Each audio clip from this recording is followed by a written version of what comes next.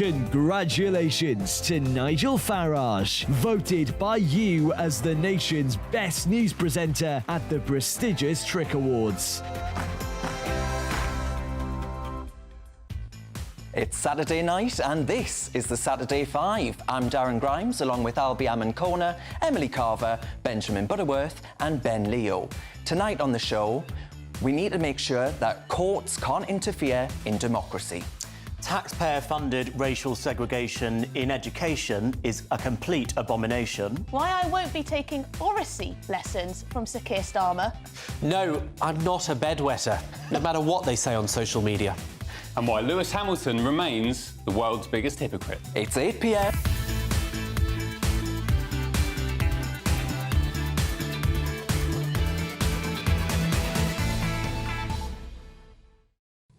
Welcome to the Saturday 5, the show where we debate the big stories of the week. If you've been enjoying the Wimbledon tennis, you've come to the right place. We'll make quite a racket, there'll be volleys of abuse and new balls, please, in the shape of our guest presenter, Ben Leo, the roving reporter on Dan Wooten Tonight, who makes his debut with us. The premise of the show is simple as always. Each of us gets around a minute to outline our argument about any chosen topic. Then we all pile in with no umpires to keep us in check. It can get pretty ugly. And of course, as always, please do get in touch. Let us know your views by emailing gbviews@gbnews.com. But before we start tearing each other apart, it is time for your Saturday night news with the delightful Ray Addison.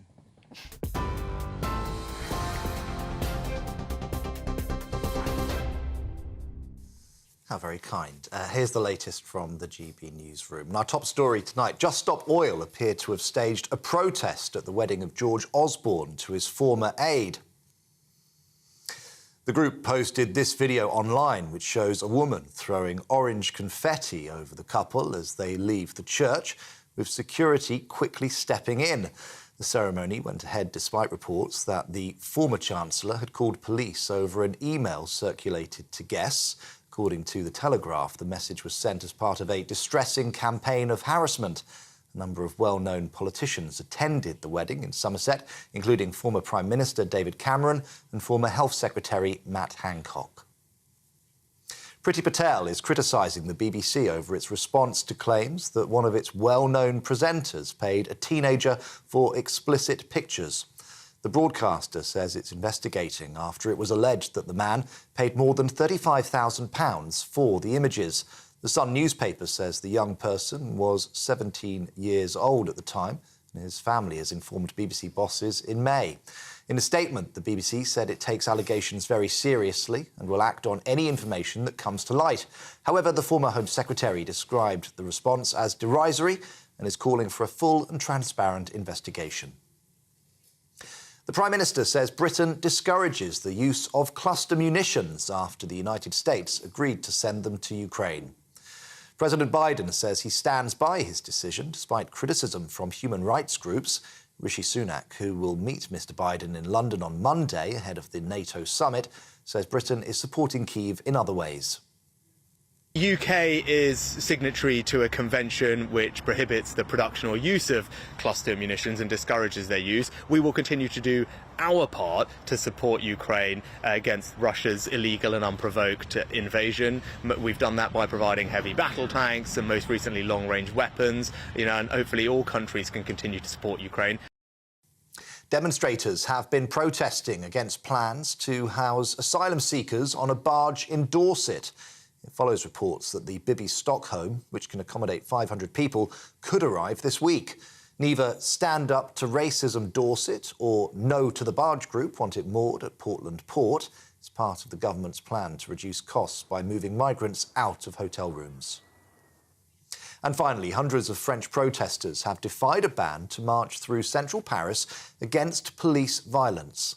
The demonstration comes a week after riots triggered by the fatal shooting by a police officer of a teenager at a traffic stop. Police dispersed the peaceful crowd from Place de la République. France's Interior Minister says more than 3,000 people were arrested over 6 nights of riots.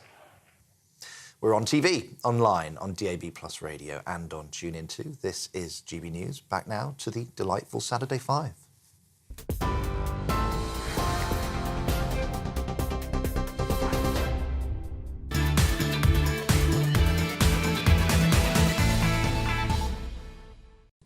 Thank you, Ray. It is Saturday night and you are with the Saturday 5. I'm Emily Carver. Get your feet up and the popcorn out. We are about to put the world to rights in just under an hour. Without further ado, let's get the first debate underway. Now then, Darren is going to tell us all about border controls. Come one, come all will no doubt be his cry. Yes, it's time for grime time. Yes, folks, it's time to end any court overriding our democratic demand for border controls. Over 12,500 people crossed the English Channel on tiny boats, with another 350 from France today. Insanity.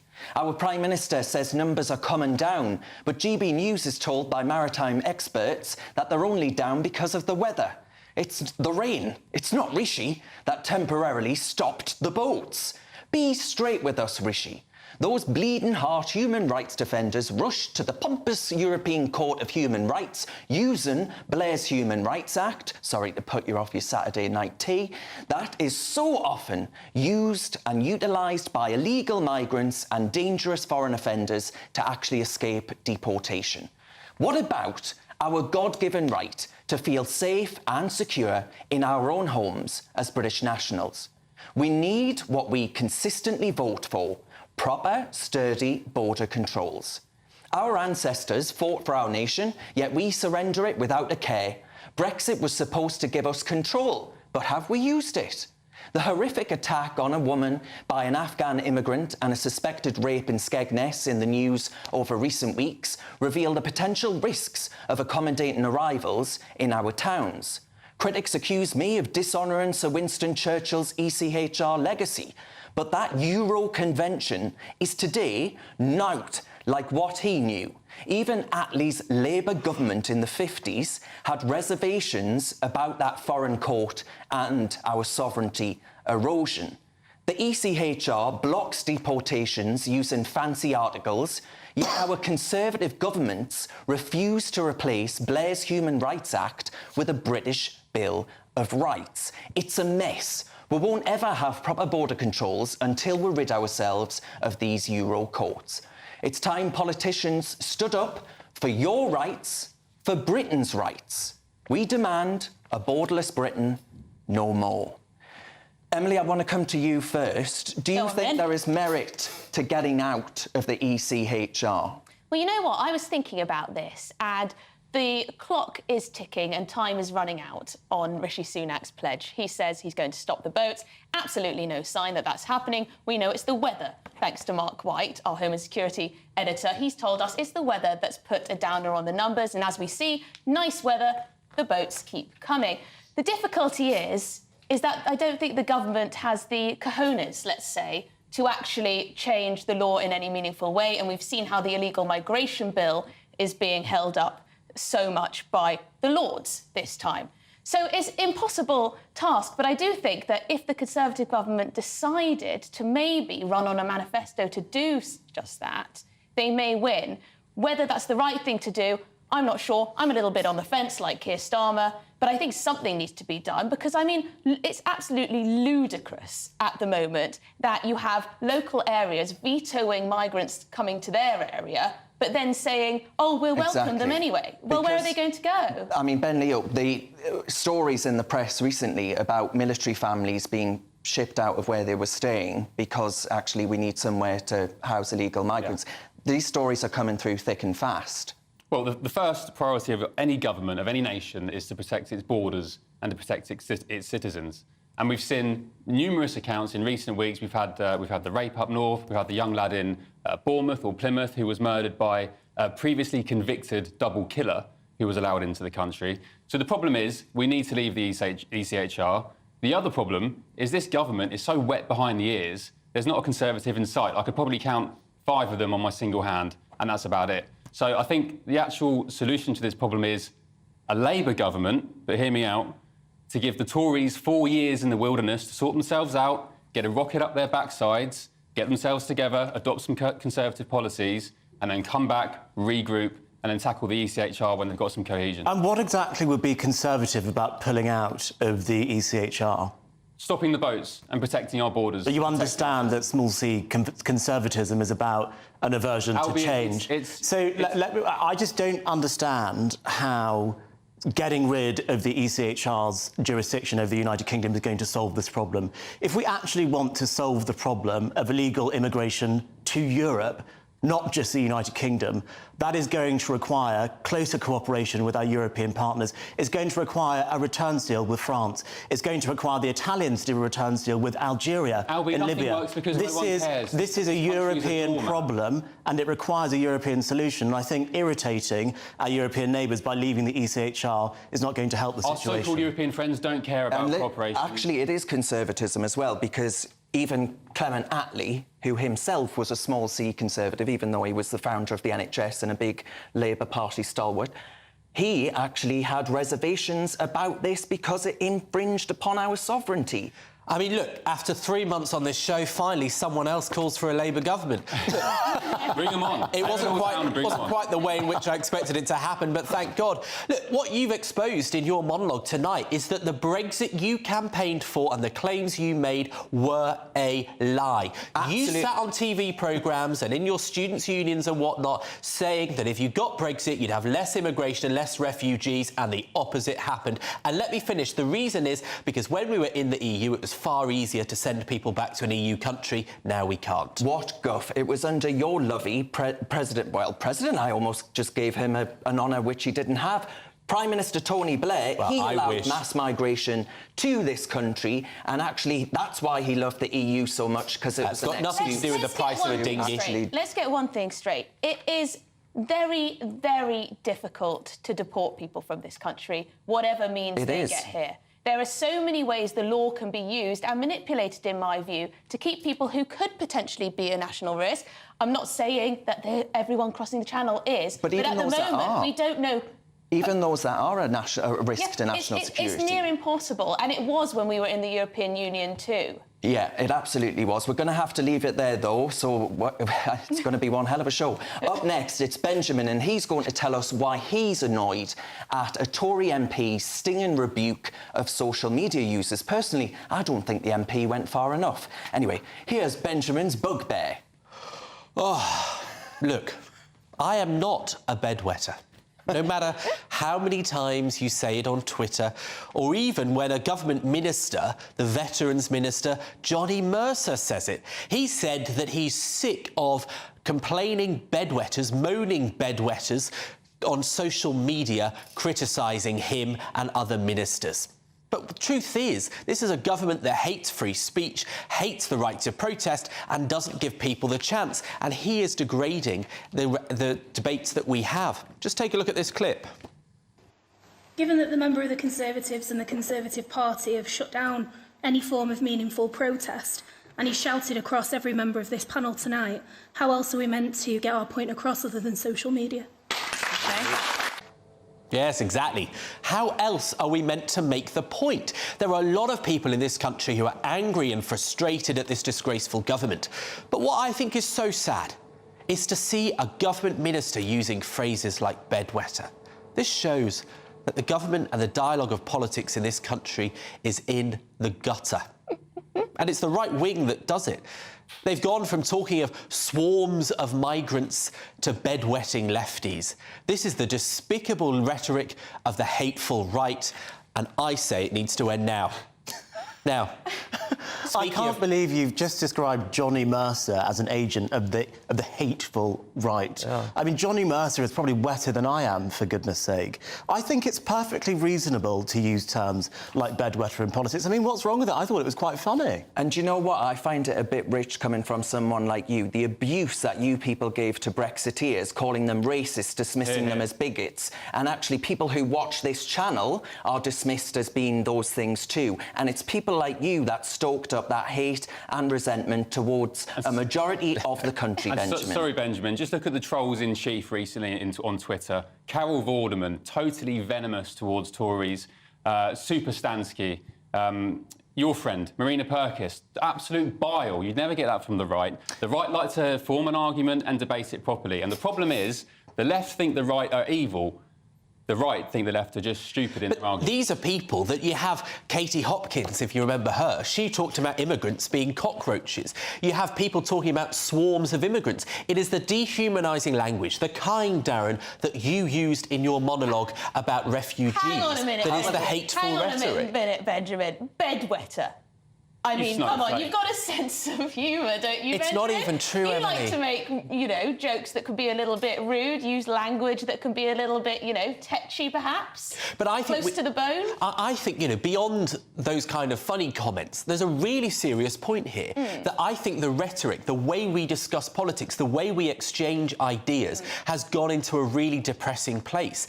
And you see too often on social media where people dehumanise others. They don't take the other side into consideration.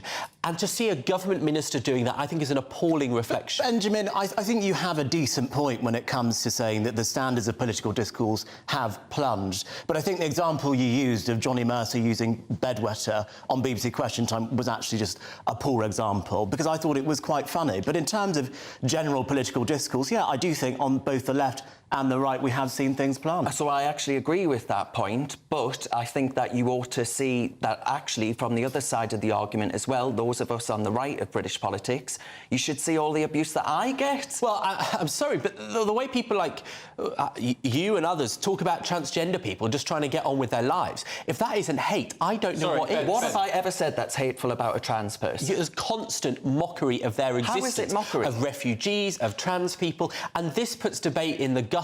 You had Suella Braverman, our disgraceful, useless Home Secretary, who mocked Keir Starmer with transphobic jokes about how he might be the first female leader. It's absolute nonsense. Look, call yourself Arthur and Martha, wear whatever you want, your mum's flowery dress, I don't care. Not worn that in years. Put your heels on, all the rest of it. Do whatever you like. But you don't have a right to walk into women's single-sex spaces. That's all I've ever said. That is not hateful. So actually, I reject that in the strongest possible terms, and I think that just shows how weak your argument actually is, Benjamin. Do you know what I think? I think the left, generically, often get confused with a little bit of criticism, and they assume that it is massively offensive or insulting. If someone doesn't agree with self-identification, it doesn't mean that they've said something nasty. Or it doesn't mean that they've said something abusive. Emily, the right does it. The right does it as well. It's not only the left that gets over-dramatic when they're insulted. You see right-wingers getting so upset with pride flags that they're burning them. I mean, for goodness sake,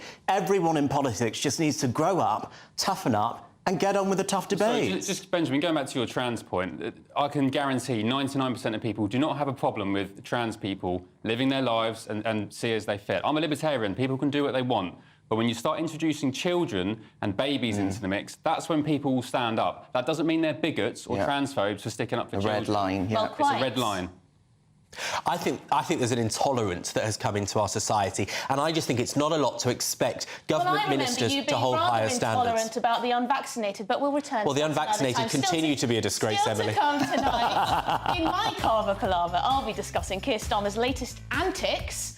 I've got a lot to say on that. And Lewis Hamilton will be the subject of guest host Ben Leo's Broadside. But first, let's get your latest weather. That warm feeling inside. From Boxed Boilers. Proud sponsors of weather on GBNews. Hello there, I'm Greg Dewhurst and welcome to your latest GB News weather forecast, where we continue to see some heavy showers, possible thunderstorms through the rest of the weekend, and still fairly warm and humid across the UK. Looking at the bigger picture, in this area of low pressure just sits to the west of us, allowing that warm air to come up from the near continent, developing those shower clouds and thunderstorms across the UK right through the rest of the weekend. And we still have thundery showers across the north and the east this Saturday evening. Could be some local disruption. Some longer spells of rain for Scotland, northeast England for a time too into the early hours. But for many, it will become quieter. There'll be clear spells, but still fairly warm and humid tonight, particularly in the east, lows of 17 or 18 degrees, whilst the west will be a little fresher. Sunday morning, a bright start for many. Cloud and outbreaks of showery rain pushing into southeast England, and the rain across Scotland takes its time to clear here. And then it's a day of sunny spells and heavy showers once more. Showers most frequent across western parts of the UK. Some thunderstorms could lead to some local disruption, particularly parts of Northern Ireland into Wales, southwest England too. And temperatures overall a little lower compared to Saturday, highs around 25 or 26 6 Celsius. Into the evening time, thunderstorms continue to push their way northwards, but they will ease by the end of the day, and then overnight we're looking at clear skies once more, and temperatures just dropping a little lower compared to recent nights, but still towns and cities 13 to 15 Celsius. So it means a bright start for many on Monday morning. Plenty of sunny spells, thicker cloud across the north of Scotland, and then all eyes to the west of this area. Low pressure starts to bring in more showery rain into western parts, affecting parts of Northern Ireland, Wales, the West Country at times too. Elsewhere, a mixture of sunny spells and scattered showers breaking through. Further showers are expected Tuesday and Wednesday. Temperatures a little fresher than they have been of late. That warm feeling inside. From Boxed Boilers, proud sponsors of weather on GBNews. Still to come tonight with the Carver Palaver and Ben's Broadside. But it's Albie's argument next, and he's going to be getting stuck in to the vexed issue of apparent racial segregation in schools. You're watching the Saturday 5 live on GB News.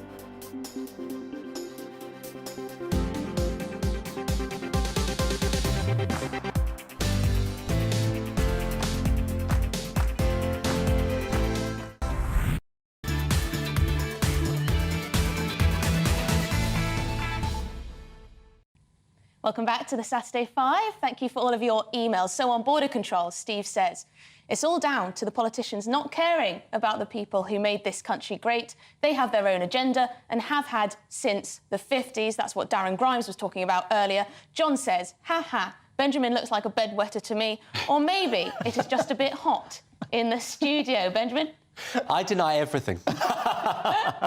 Right, well, let's get into our next debate. Up next, it's Albie, and Albie's going to talk about what he sees as taxpayer-funded racial segregation. It's time for Albie's argument.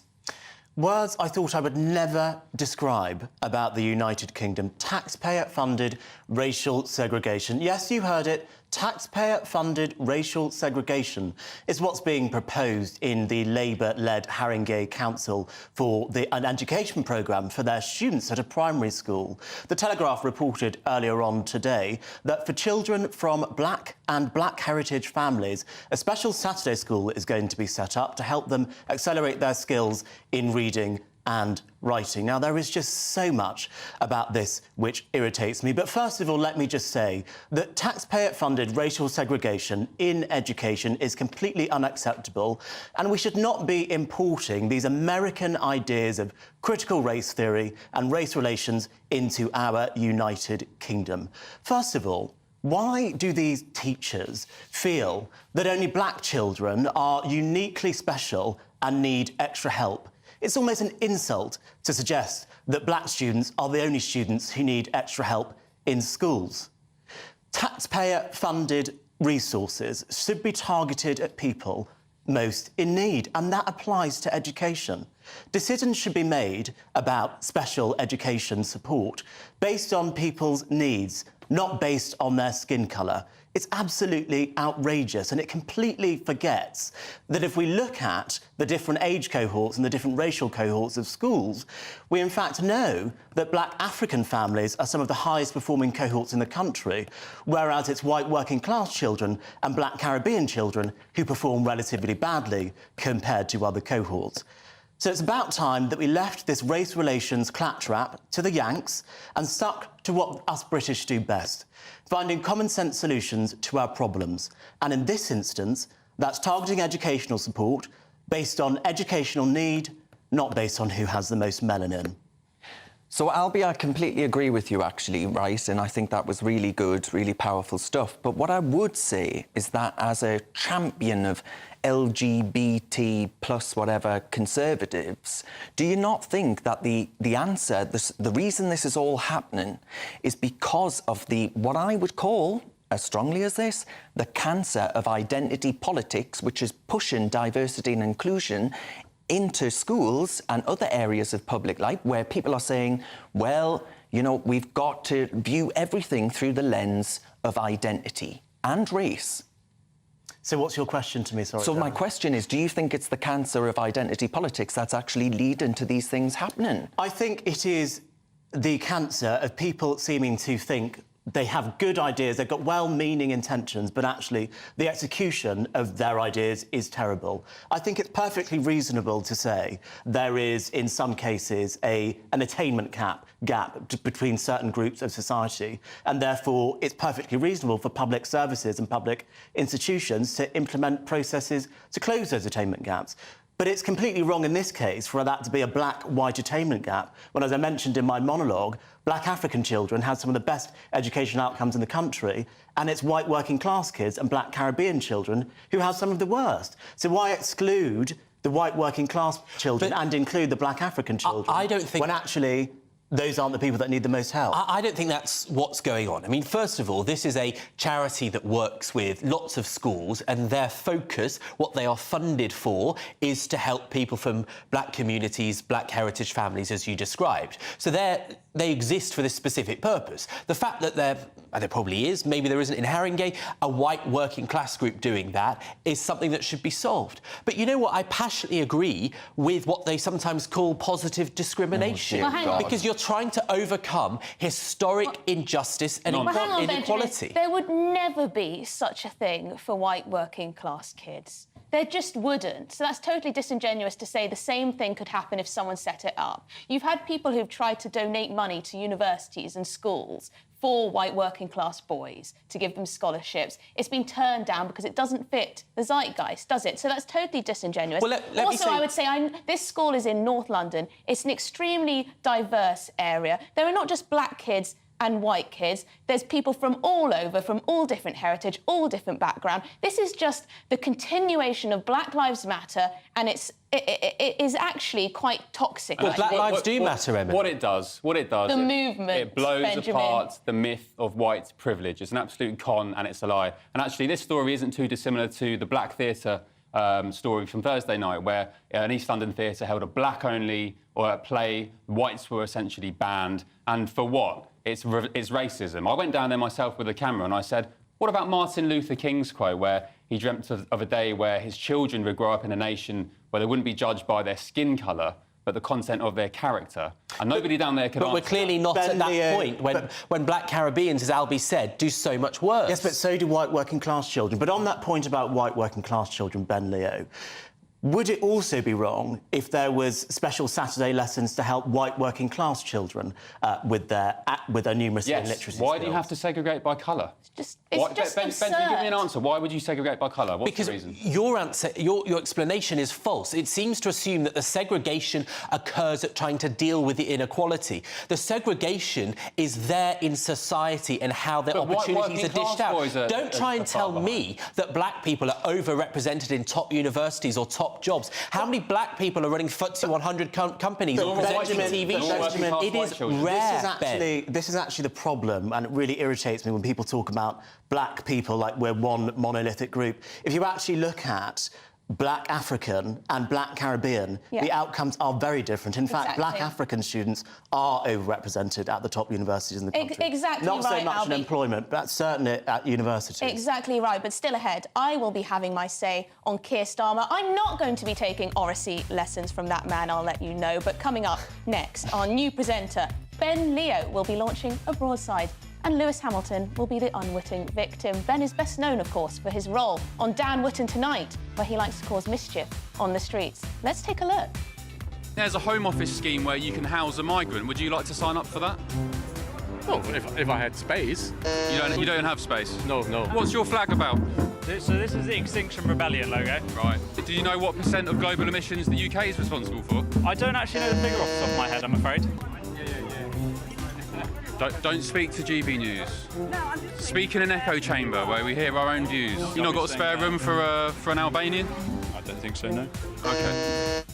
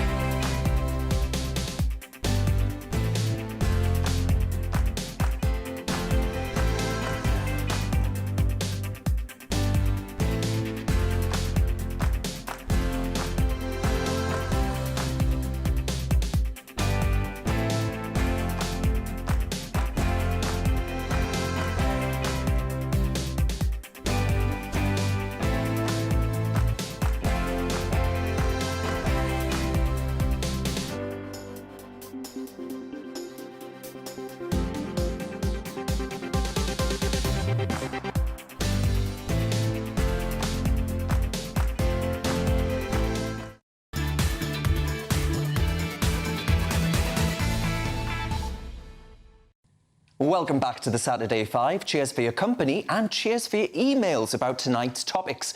Gordon said, regarding the schools debate, hi guys, are you aware that only 15% of primary school teachers are male? Are you aware that only 35% of secondary school teachers are male? These statistics lead me to think that all children in education are being denied a balanced perception of a learning experience. Well, that's a good point. Yeah. Now it's time for our next debate. Up next, it's guest presenter Ben Leo, and Ben has a few thoughts about Lewis Hamilton's latest pronouncements. It's time for Ben's Broadside. Thank you, Mr. Grimes. Now, it's the British Grand Prix tomorrow, and although he's not winning races anymore, Lewis Hamilton continues to collect the prize for the world's biggest hypocrite. Asked about Just Stop Oil plans to disrupt tomorrow's race, Lewis bizarrely declared he supports the climate losers and even believes in their cause. Well, let me tell you, that's rich coming from the man who's made millions racing gas-guzzling cars and touring the world in private jets for decades. And if Lewis cared that much, I tell you, he'd quit Formula One immediately. But he doesn't, and he won't, because his virtue signalling knows no bounds. This is the man who made Mercedes paint their cars black after the murder of George Floyd and accused his fellow drivers of racism if they didn't take the knee for the Black Lives Matter scam. Lewis gets away with Just Stop Oil hypocrisy because he's wearing a rainbow flag on his helmet this weekend. He talks about diversity and inclusion, and he plays by the rules of the establishment. So reject the evidence of your eyes and ears. Lewis Hamilton is one of the good guys, a racing driver eco-warrior. Imagine that. And if you disagree, well, you're just a racist bigot. Very good, very good.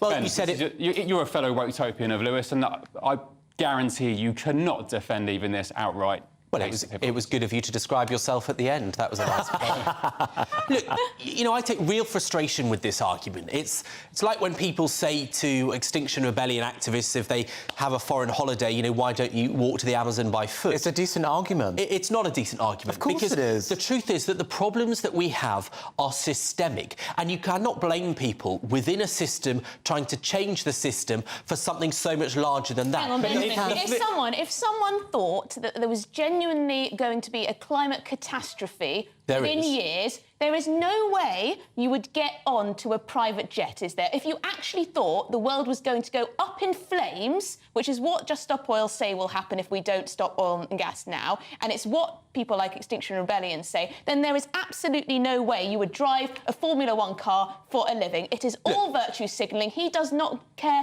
one iota about the planet, really. He cares more about the diamantes he's got in his ears, well, real diamonds, than anything else. Come on, it's obvious. It's plain to see. This week was the hottest day recorded on Earth since records began. If that doesn't show you how important it is that people as famous and respected as Lewis Hamilton to be talking about these issues... That's beside the point. This is the point. Even if the climate crisis is genuine... It is. I don't think it is. Even if it was, and Lewis believes it is, why is he still racing Formula One? Why is he still racing his car around the track at 200 miles an hour, touring the world in trucks, and all his teams travelling to follow him as well? Why? Because it's the system, But also, though, Ben, I actually think there's something pretty rich coming from a lefty there who argues that, you know, people who... Perhaps Rishi Sunak's been attacked in the past for having business affairs in the United States of America. Well, Lewis Hamilton has a tax haven for his home, and he got a knighthood. I'm not here to defend that, but look, Albie, you go on. I'm actually quite disappointed that Lewis has decided to take this line. I'm a big Lewis Hamilton fan. To see someone of mixed race heritage do so well in Formula One for me growing up was very important. And I think he's done some amazing work with some of the causes that he's championed. But I'm afraid I think that a racing car driver eco-warrior, as Ben so well put, is really even pushing my support to the limit. It's just ridiculous. I think it's fine to talk about climate change. It's fine to be concerned about the climate emergency, but don't bang the drum if you're driving a car for a living. Can I just say, isn't it more powerful that someone from an industry that is so polluting is speaking out against it? That would have more influence on Formula One. So why do Just Stop Oil protest against companies like BP and Shell, who are actually doing more for the green revolution with the technology that they're developing than any other companies in the world? Benjamin, do you know what St Hamilton Hamilton could do tomorrow at the British Grand Prix. He could stop in the middle of the track, get out and say, I've had enough. I'm not doing this. The world's going to burn. But the point is, it's not about individuals. It's about the system. Yes, it is. And he stood there and he's got these oil brands emblazoned upon his Formula One uniform. This is what people like Greta Thunberg and Extinction Rebellion, they say. They say when they fly off to Magaluf or probably somewhere like the Caribbean, isn't it? They say, oh, one person alone can't change things. But that's true. It's the system. The system. Lewis Hamilton is part of the system. He probably uses more carbon than, you know, 10,000 people living in I think he in probably a doesn't even country. believe there's a climate catastrophe. He's probably just saying it for Of course, I think, you know, Lewis Hamilton is the Prince Harry of racing. He is trying to change the institution from within, and that has power. You're giving this a good go. It is hysterical. I really have seen and heard it all now, mind. I honestly really have. So you think there's no element of hypocrisy whatsoever in him having oil brands emblazoned upon his body as he talks about net zero? Well, hang on, I haven't, you know, we haven't fact-checked if he has oil brands. I don't know if Yes, he that's does. true. His Mercedes team is sponsored by Petronas, which is a Malaysian oil giant. Look, if you've got somewhere who's in the rooms with these companies, who is seriously influential, who has a great financial motivation to change these The only thing he's talking about is the number of important. zeros that are on his paycheck, Benjamin, in those meetings. There is absolutely nothing else. You know, to talk I about. think it takes more power to be someone in the room with a vested interest to turn around and say that the climate crisis is happening than to be outside of the room than with nothing to lose. He risks his reputation and the diatribe of nutters like you who reject that's like people who take a and that is to knighthood be and then respected. say we should abolish the honours system. Absolute nonsense, absolute hypocrisy. Beyond the hypocrisy, aren't we just fed up of Lewis preaching to people about his stupid... Absolutely. We are, and I actually think it's disgusting that Her Majesty, our late Majesty, the Queen, was asked to give him one, to be honest, but there we are, still, so to speak, still ahead. Emily likes to keep a keen eye on Labour leader Sir Keir Starmer, and she found his oral skills wanting. It's almost time for the Carver Palaver. You're with the Saturday 5, live on GB News.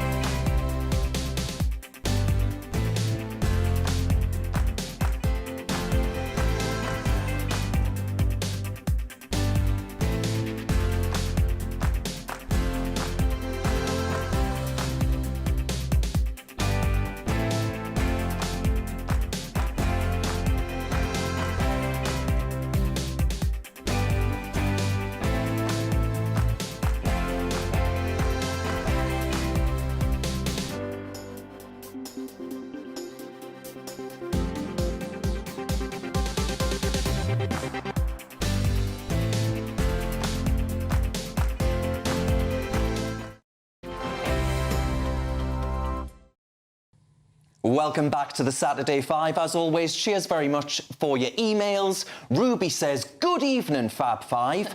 Please, one of you Google El Nino and La Nina. Climate phenomena warming up the Pacific Ocean waters, causing heat waves in many places already. Well, there's some debate for Benjamin. Now, though, it's time for our final debate. Up next, it's Emily, and Emily's going to give Keir Starmer a good old-fashioned verbal tongue-lashing. It's time for the Carver Palaver. Am I really? Well, earlier this week, Keir Starmer said, confident speaking gives you a steely core. So for a man like Keir, who spends so much time on the fence, I can see why he might need strong abs. Quite the balancing act, trying to appeal to all by saying as little as humanly possible. But there we go. Now, I am, of course, referring to one of Keir Starmer's big new ideas, of which there have been notably few. That being to introduce Oracy in schools. Yes, I hadn't heard that word either. Now, I think we can all agree that we'd like children to be able to form coherent sentences and construct a sensible argument by the time they leave school. But it seems Sir Keir might need to enrol in a lesson or few himself. Take this rather awkward moment when activists from Green New Deal Rising rather gently disturbed his riveting speech. I gave my on the mission on green power. We did that last one. We've done that one. Will you just... Which side are the Labour Party on? We are on the side of economic growth. Will you just let me, please, get on with this? Ooh, toe-curling stuff. So as you can see, Keir is not exactly exhibiting the steely core and debating prowess that he wishes for all school leavers. But hey, perhaps he can look to his deputy for inspiration. You cannot get any worse than a bunch of scum, homophobic, racist, misogynistic... Go on, Andrew.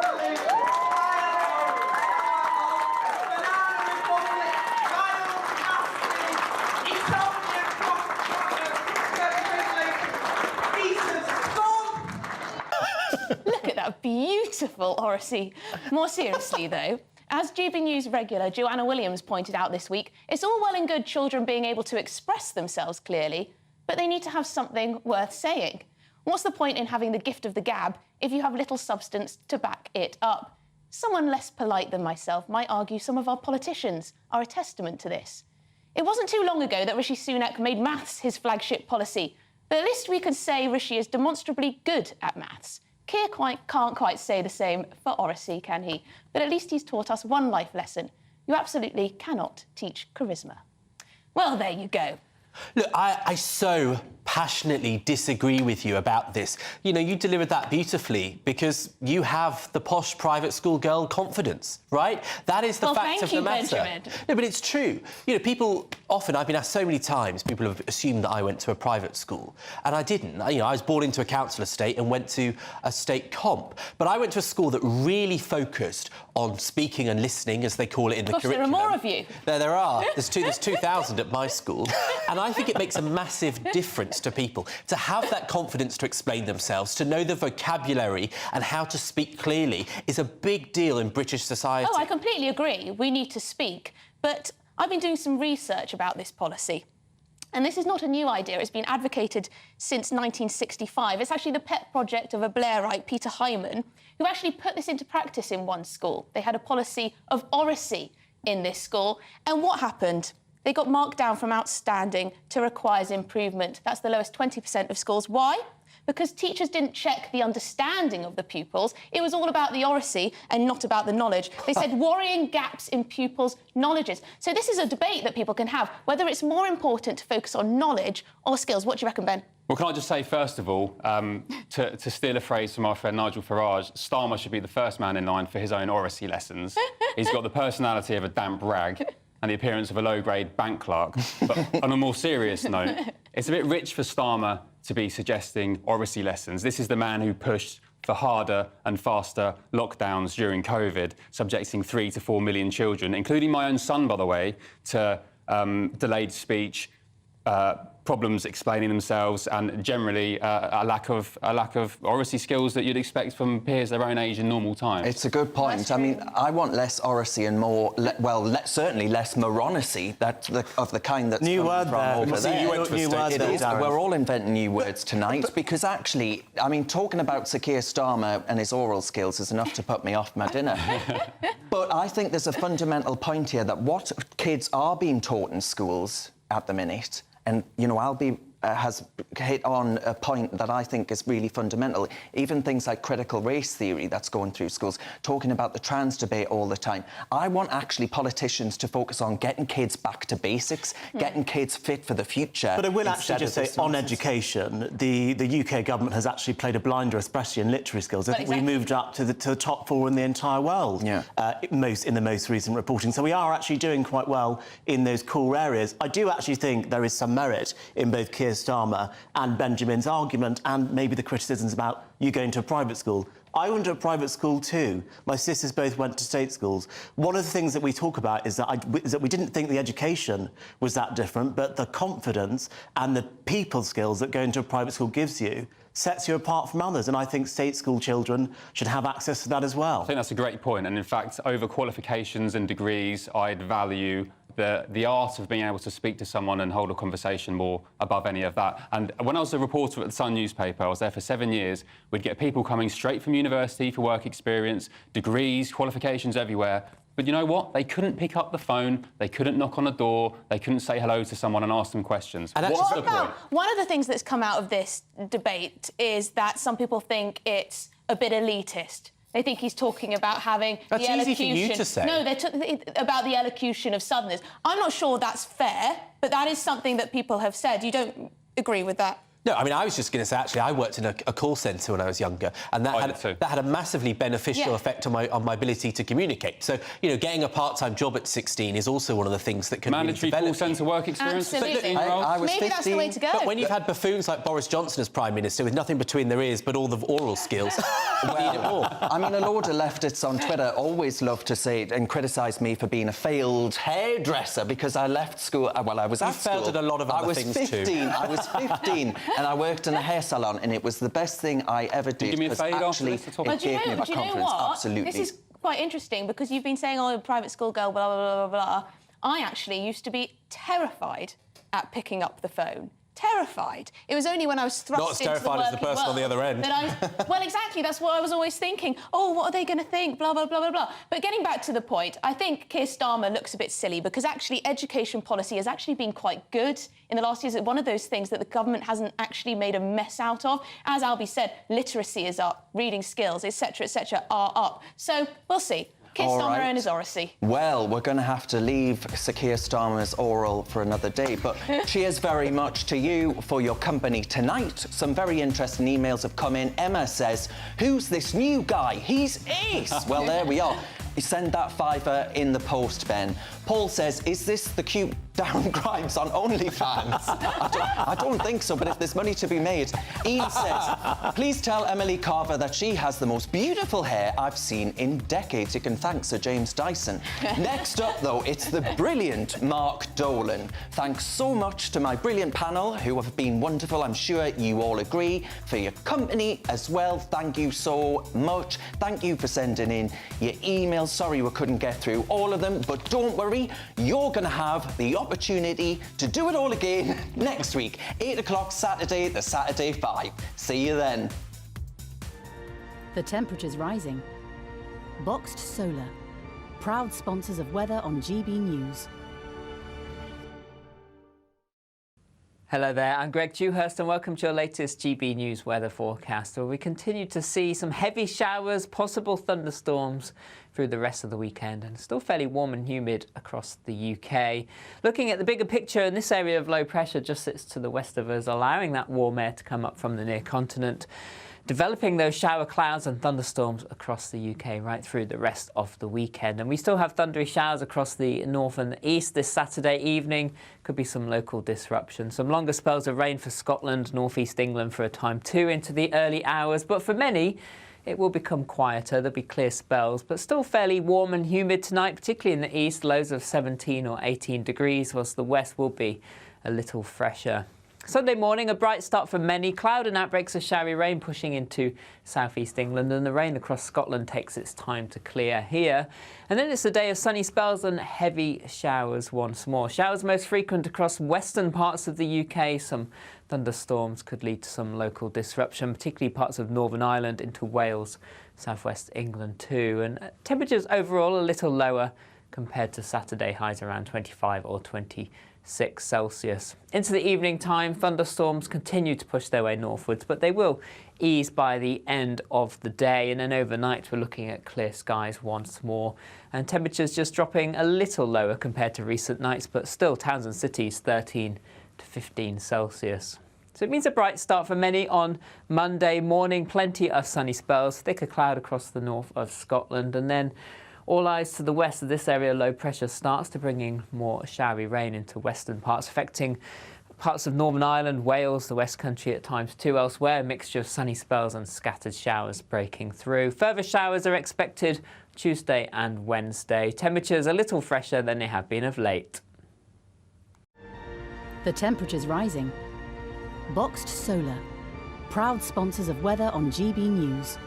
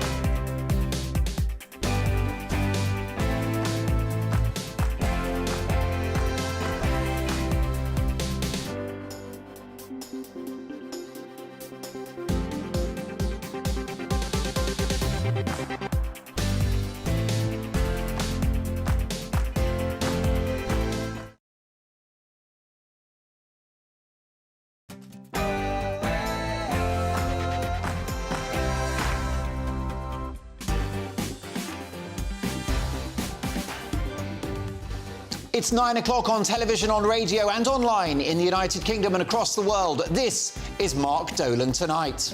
In my big opinion, the increasingly political finger-wagging storylines of EastEnders are losing it millions of viewers. The BBC is now institutionally woke and no longer make programmes for the whole of Britain. My Mark Meets guest is Britain's biggest theatre owner and the man who brought The Lion King and many other hits to the UK, and someone who has this week come under fire for the great crime of featuring a cake in an advert for his latest show about a wedding. In my Take at 10, world-famous petrolhead Lewis Hamilton backs Just Stop Oil. The hypocrisy of the elite knows no bounds.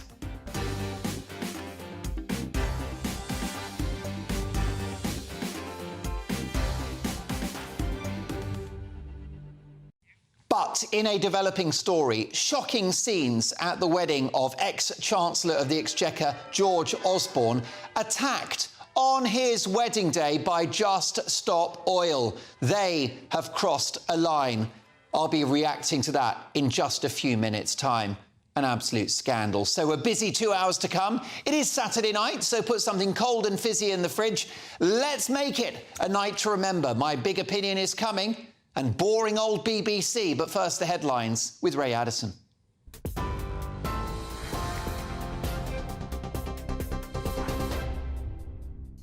Thanks, Mark, and good evening to you. And as we've just been hearing, Just Stop Oil appear to have staged a protest at the wedding of George Osborne to his former aide.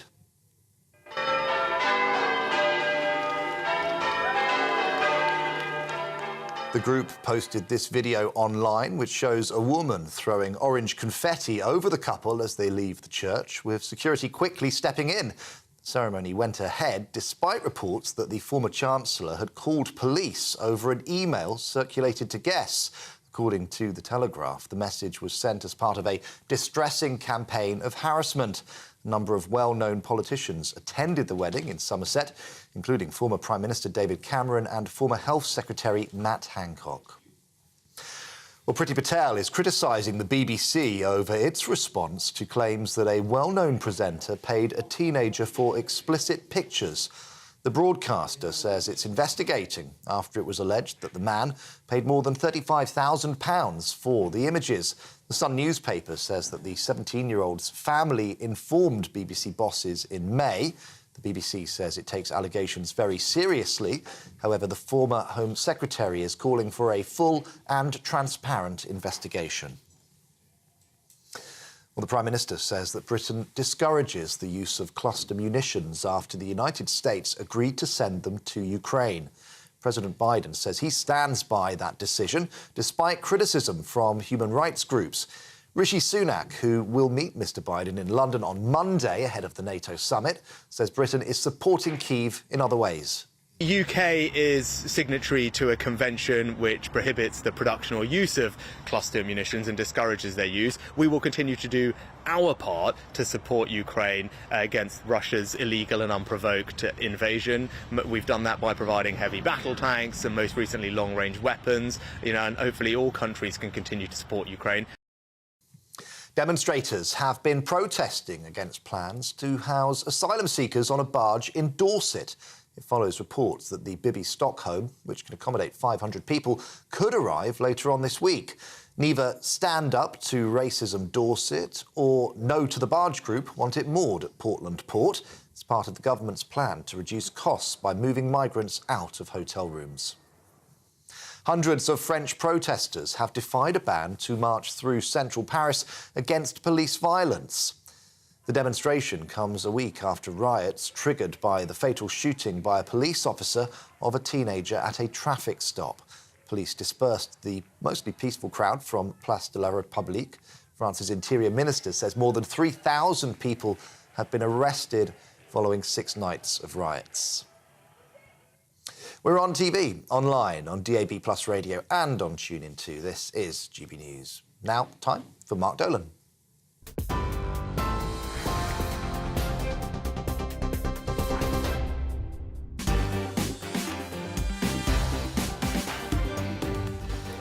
Thanks, Ray. Welcome to Mark Dolan Tonight. In my big opinion, the increasingly political finger-wagging storylines of EastEnders are losing it millions of viewers. The BBC is now institutionally woke and no longer make programmes for the whole of Britain. In the big story, with concerns over range, cost and environmental impact, is it game over for electric cars? I'll be asking Maverick Fleet Street legend Mike Parry.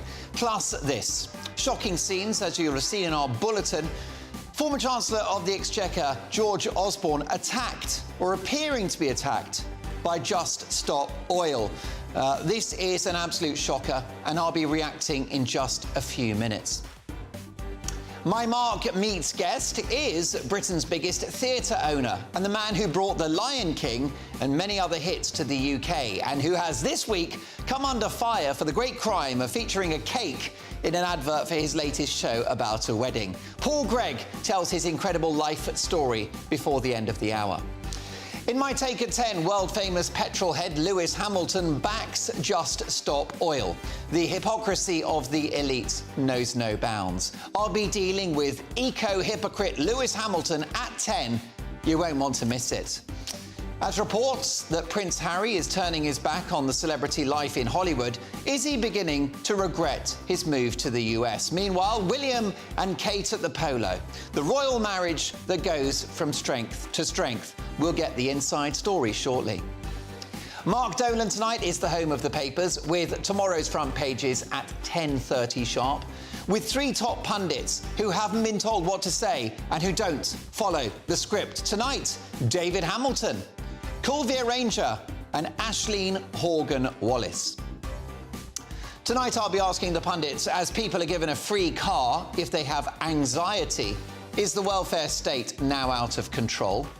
Also, are remote workers skiving off? And are high heels a hazard? Plus your emails, especially the spicy ones, mark@gbnews.com.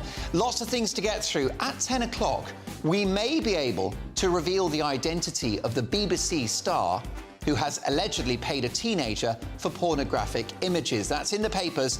When that breaks, you'll be the first to hear all about it on Mark Dolan Tonight. Now, this show has a golden rule. We don't do boring. Not on my watch. I just won't have it, especially on a Saturday night. Let's get to work, and we start with my big opinion.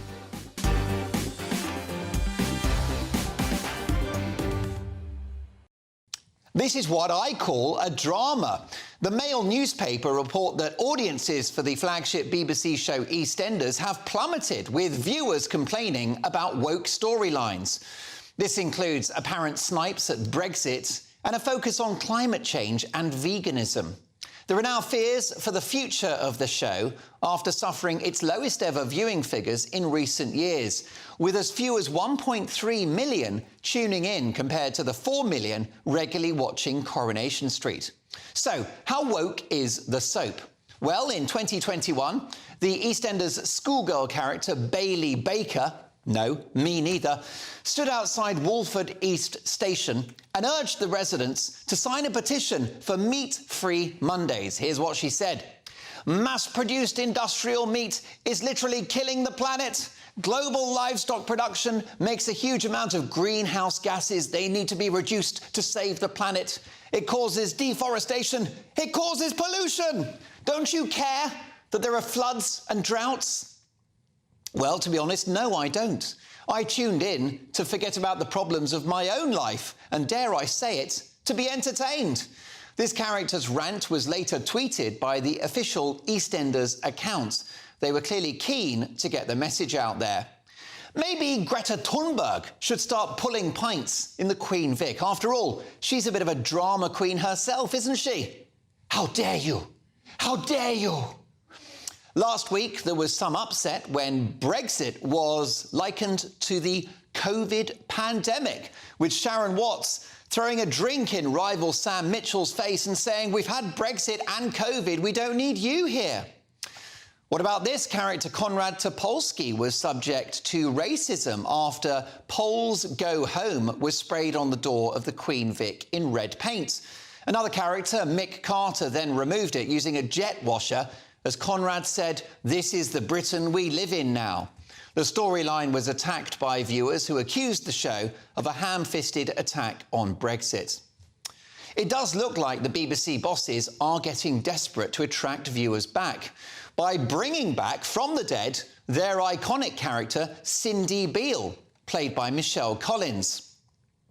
The far-fetched storyline claims she wasn't dead at all. Oh no, she's been hidden away in a witness protection programme. Lucky her, I'm assuming that means she didn't have to watch this boring soap opera. During the pandemic, I watched a bizarre scene myself, set in the cafe at Albert Square, in which a character was hesitant about taking the vaccine and was lectured about the importance of the jab, protecting others, and it was all about misinformation from anti-vaxxers. Is it really the job of a TV soap opera, which is there to entertain, to brainwash people into taking a novel medication?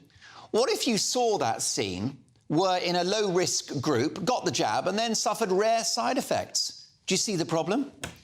The BBC have defended EastEnders, arguing it scooped a bunch of awards at a recent TV bash voted for by the public. And the show does well on the catch-up service, the BBC iPlayer. But the reality is that the viewership of this programme is dwindling. Why? Because of its finger-wagging, highly politicised storylines, which is why the organisation's decision to spend £87 million of your money and mine upgrading the EastEnders set. Surely that's a strange decision. But that's the problem with the public sector. When it's someone else's money, they don't care. The problems at EastEnders reflect a wider cultural issue within the organisation, which, in my view, doesn't make programmes for the whole of the population anymore, but rather for the Islington-dwelling elite, whose values and politics they seek to extol across their output.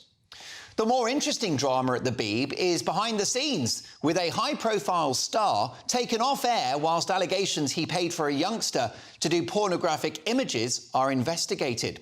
So who could this mystery star be? I'm guessing Pudsey.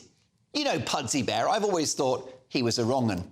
What's he been looking at with that one good eye of his? Hilariously, outgoing BBC chairman Richard Sharp, who isn't the sharpest tool in the box, thinks the licence fee should perhaps be means-tested, so if your home is worth a bit more, you pay more.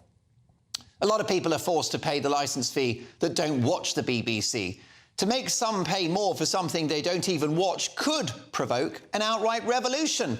Imagine paying 300 or 400 quid for the licence fee because you've got a spare room or you live on a nice street. Welcome to hell. So, talk of what to do with the licence fee, in my view, is like rearranging the deck chairs on the Titanic. The honest truth is it's got to go altogether.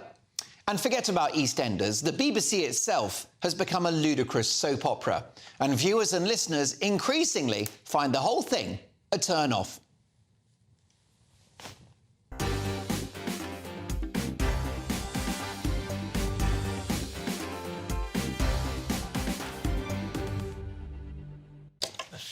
There we are. Your reaction, mark at gbnews.com.